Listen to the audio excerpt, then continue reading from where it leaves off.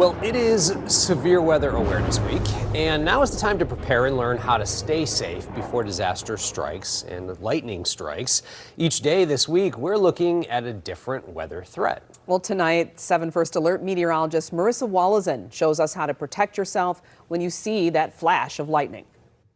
When you think of severe weather, you might think of tornadoes, damaging hail, damaging wind that knocks out power. But do you ever think of lightning being considered severe weather? Yes, you could have lightning even in a non-severe thunderstorm. Now, the saying to always think of is when thunder roars, go indoors. This is going to be the safest place inside your house that you want to be at any time in a thunderstorm or any sort of building. It doesn't have to be your house, but you want a real structure to be in. Sometimes, though, that's not the case. You might be at a park. You can get in your vehicle, roll up those windows. If your car were to be struck by lightning, that energy would go around the car. You would be safe inside.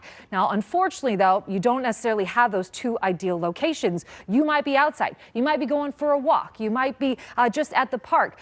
If there is lightning around, what you do not want to be is by any sort of tree. So you want to step away from that and you want to get down towards the ground if you can. If you can cover, you want to get as low as you can so that the lightning would hopefully strike a taller object like a tree rather than you on the ground.